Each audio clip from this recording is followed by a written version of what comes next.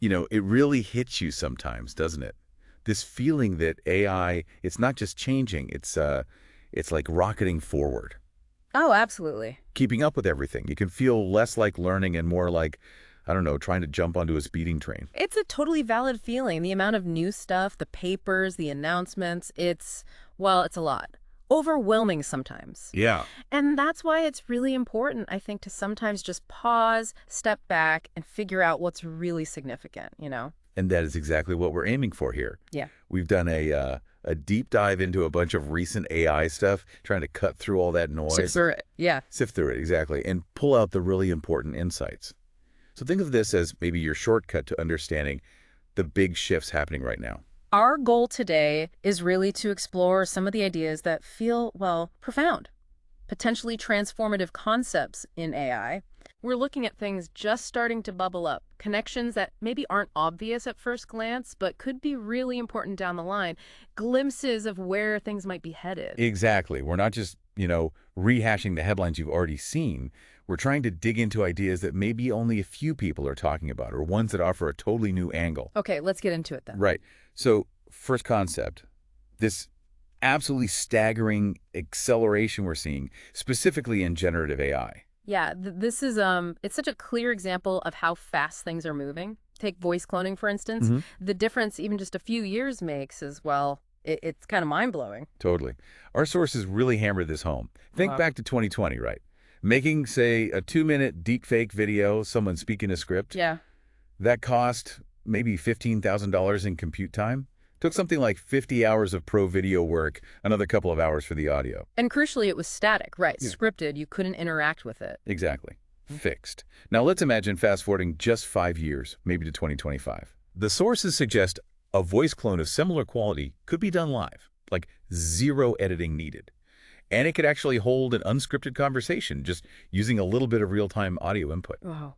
Live and conversational. From that expensive, slow, scripted process just a few years prior, Let that sink in, right? the implications there are just huge. Yeah, It's not only about the potential for misuse, which is real, of course. but it's about the sheer power and availability becoming democratized. Think about, say, the voice acting industry, or maybe personalized education with AI tutors that have distinct voices, styles, adapting on the fly. It goes way beyond just the tech itself. No doubt. And that's why the Inside Impact score for this one was like 9.5 out of 10. Huge. You can see why.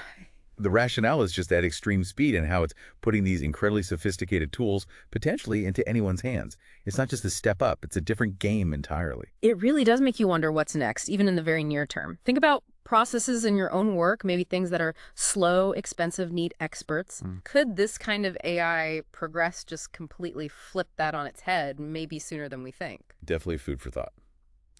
Okay, next concept.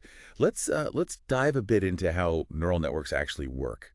Specifically, this really key difference between just memorizing stuff and actually, understanding it. Right. This gets to a fundamental question, doesn't it? What does it mean for an AI to really learn? We know neural nets have this massive capacity. There's the universal approximation theorem. Which basically says big networks can learn pretty much any relationship. Then, in simple terms, yeah, they can approximate almost any function if they're large enough, which sounds amazing. Sounds like they can learn anything. But here's the twist, the really interesting part from the sources. Okay.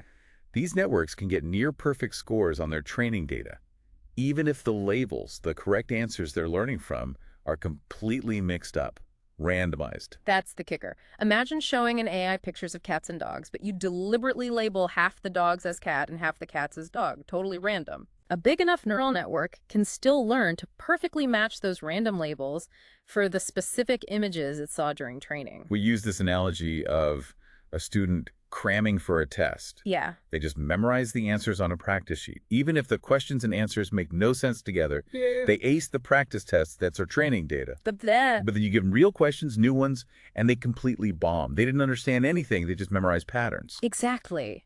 The AI has just stored these arbitrary connections. There's no real grasp of cat or dog.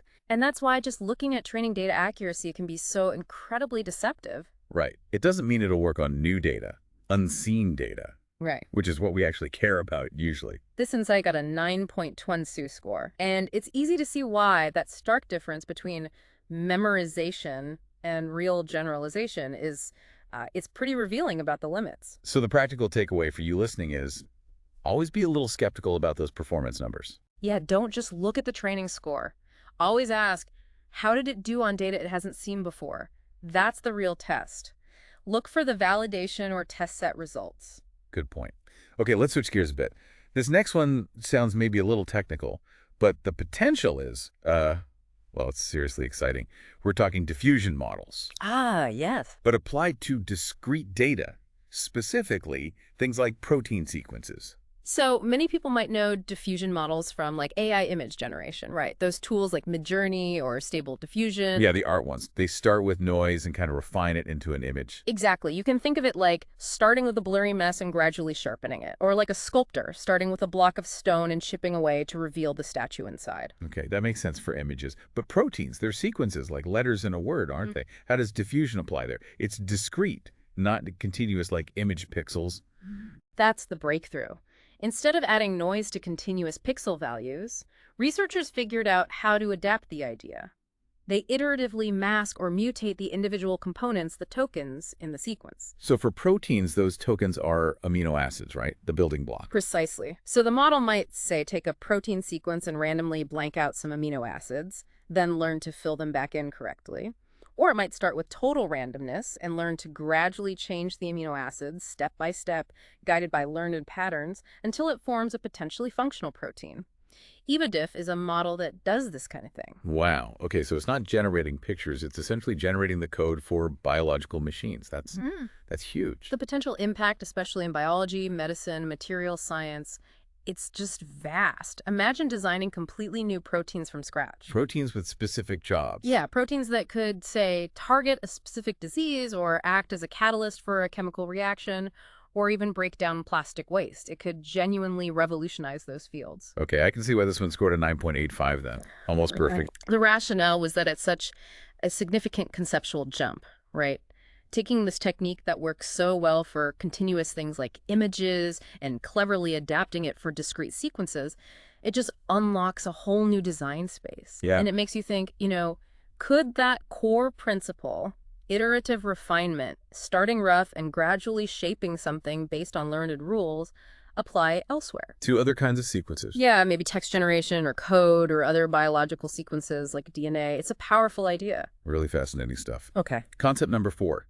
Let's talk about prompt engineering, which sounds simple, but it seems it can unlock some really surprising abilities in large language models, LLMs. Yeah, we all kind of prompt LLMs now, giving them instructions. But what's kind of wild is how subtle changes in how you ask can lead to really big differences in the quality of the answer. Right. It almost hints at how these models might be organizing information internally. And the example from the sources that really jumped out was using personas, especially for math problems. That's the one. It sounds almost silly, but apparently just telling an LLM, you are an MIT mathematician, can significantly boost its ability to solve math reasoning tasks. Seriously, just telling it to act the part. The results seem pretty consistent across studies. It's like maybe giving it that specific context, that persona, helps it tap into the most relevant parts of its training data more effectively. Huh.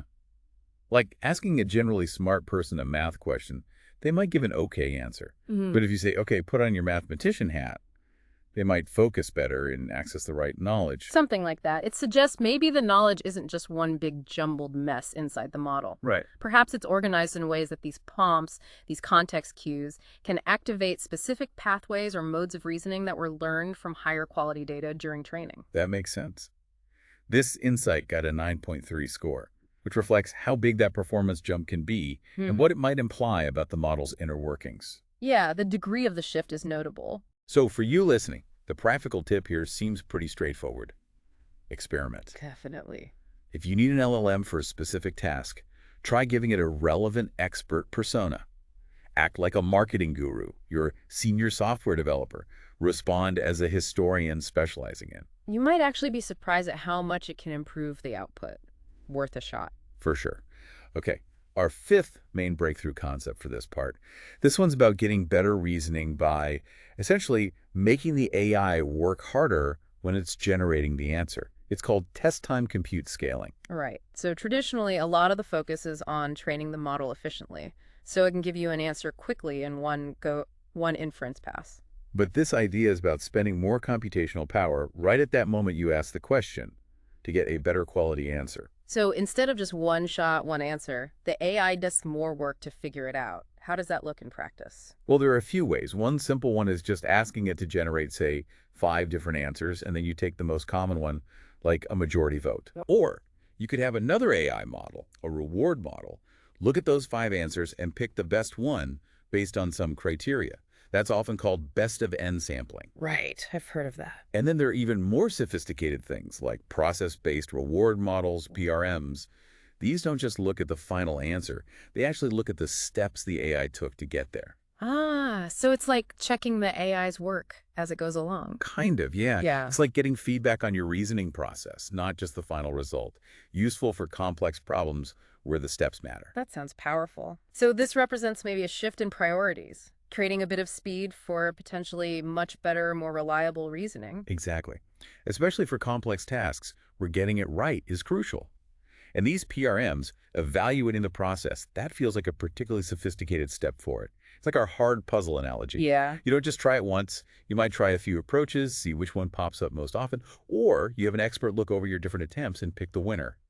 Or, even better, the expert guides you step by step. Makes sense. This got a 9.60 impact score, which highlights that move towards valuing reasoning quality, maybe over raw speed, and the cleverness of these evaluation methods like PRMs. Yeah, it's a significant development. So for you listening, if you're using LLMs for really critical, complex stuff where accuracy is key, You should check the settings. right, look at the API options. Sometimes you can tweak settings to generate multiple responses or use more effort, which often means these scaling techniques are being used behind the scenes. Even just running a simple best of N yourself might give you better results. Okay, great stuff. That covers some really cutting-edge developments happening right now. But now, let's take things a step further. Right, into the more speculative zone. Exactly. We're calling these our extra-mile insights, ideas that are maybe further out, more on the horizon, but could be genuinely revolutionary if they pan out. These are the kinds of concepts that, yeah, if they actually come to fruition, could fundamentally change AI. Maybe even how we think about intelligence itself. Okay, first extra-mile idea. Neurosymbolic architectures with dynamic compositionality. That's a mouthful. It definitely sounds complex, but the core idea is trying to tackle a really big limitation of current AI. Which is? True common sense, flexible generalization. You know, that ability humans have to understand totally new situations by combining familiar concepts in novel ways. Like your example earlier. The pink elephant juggling flaming torches on a unicycle. Exactly. Even the best current AI trained on elephants juggling torches, unicycles separately, it would probably just break trying to make sense of that specific weird combination. It hasn't seen that before. It lacks that fluid human ability to just kind of get it. Right. So neurosymbolic approaches try to blend the strengths of neural networks' pattern recognition, learning from data with the strengths of older symbolic AI logic, reasoning with explicit rules and symbols. Combining the best of both worlds. That's the hope. And the really crucial part is this dynamic binding or dynamic compositionality, meaning the system can fluidly link concepts together, elephant plus juggling plus torches, and also break them down as needed on the fly. It's about creating meaning dynamically by composing existing knowledge in completely new ways to handle unseen scenarios. Okay, that sounds like it could be the key to moving beyond narrow AI towards something more generally intelligent. This scored a massive 9.99. It did, because it directly addresses that problem of brittle generalization. AI being great at what it's seen, but failing on novel combinations.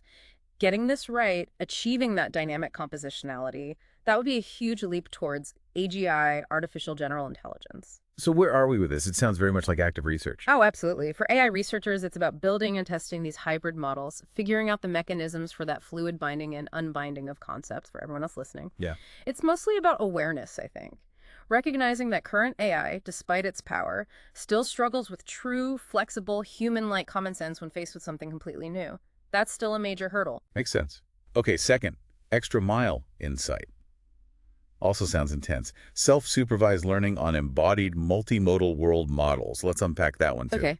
Let's start with how humans learn, especially babies. Right. They don't just, read text or look at static images. They interact with the physical world. They touch things, taste things, see, hear, move around, all at once. That's the multimodal part. Multiple senses. Exactly. Yeah. And they learn mostly by just doing stuff, exploring, seeing what happens when they drop a toy or push a block. That's the self-supervised part, learning from the experience itself without someone explicitly labeling everything. So they figure out gravity by dropping things, not by reading a definition. Precisely. Now, an AI world model is like its internal simulation or understanding of how the world works. This insight suggests that for AI to get a really deep, grounded understanding of concepts, Grounded meaning. meaning it knows what a ball is physically, how it behaves, not just recognizing the word ball in text. For that, the argument goes, AI needs to learn like babies do. Through interaction. Through interaction within an environment real or simulated using multiple senses, multimodal, and learning from the consequences of its own actions, self-supervised, it needs to be embodied. Okay, so this tackles that symbol grounding problem you mentioned, how words connect to reality. This also got a 9.99 rating. Yes, exactly. Many current AIs, especially LLMs, are fundamentally disembodied. They learn from text and images, but they don't experience the world. Embodied, multimodal, self-supervised learning is seen as a path towards AI that has a much richer, more grounded understanding, potentially leading to more genuine agency and intelligence. So what's the takeaway here for listeners? Well, maybe for an educator or parents, it kind of reinforces the value of hands-on sensory learning for kids. Oh, true. For AI developers, it points towards building these rich, interactive virtual worlds for AI to learn in and focusing on algorithms that let agents learn effectively through their own exploration and perception. Interesting. Okay, final extra mile insight. This one tackles a really common concern. The black box problem. Inherently interpretable neural architectures. Yeah, this is a big one. Right now, with many complex AI systems, we get an answer, but we often don't really know why it gave that answer. Which makes it hard to trust them. Right. Or fix them if they're wrong, or ensure they're not biased. Exactly. So this idea is about, instead of trying to peek inside the black box after it's built, let's design the AI from the ground up so that its reasoning is transparent by design. So building interpretability in from the start. How would that even work? The concepts mentioned involve things like forcing the AI to learn minimal sufficient statistics, basically, the simplest possible internal representation needed to get the job done, and causal disentanglement, making sure the internal factors it learns correspond to real, separate underlying causes in the data, not just weird correlations. Okay, could you give an example? Sure. Imagine an AI identifying a cat. An inherently interpretable one wouldn't just output cat. It might be designed so you can clearly see why, like, it's a cat because of feature A, pointy ears, feature B, whiskers, and feature C, eye shape, which my internal structure represents as directly causal factors for catness, and not because of the unrelated background pattern. Ah, so it's forced to rely on the truly relevant features and represent them in an understandable way. That sounds incredibly useful. Also a 9.99 impact score. Absolutely. Building AI that is inherently explainable and trustworthy could be transformative for adoption, especially in high-stakes areas like medicine or finance. It involves combining ideas from information theory, causality, Yeah. aiming for systems that are both powerful and transparent. And the actions here. For listeners, for people working in AI, it's about exploring and prioritizing these kinds of architectures where you can actually understand the decision process. Looking into techniques that encourage simple, disentangled representations for policymakers and the public. It's about pushing for standards that demand more transparency and accountability from AI systems, especially those making critical decisions. We need to be able to understand why they do what they do. Wow. Okay, that has been quite a journey through some really mind-bending and potentially world-changing ideas in AI. It really has. From that crazy acceleration in generative AI all the way to these future visions of neurosymbolic systems and interpretable AI.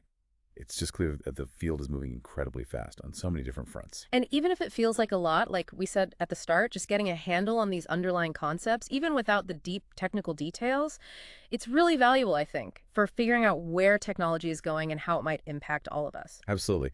So maybe a final thought to leave you with. Considering these potential futures, especially those extra mile ideas, what kind of world do you imagine being shaped by AI that's truly intelligent, maybe even understandable, like we just discussed? Yeah, or which of these breakthroughs feels most compelling or maybe even most concerning to you. It's definitely something worth mulling over. Indeed. We really encourage you to keep exploring these topics, keep thinking about them, maybe even share your thoughts. It's a conversation that's only just beginning, really.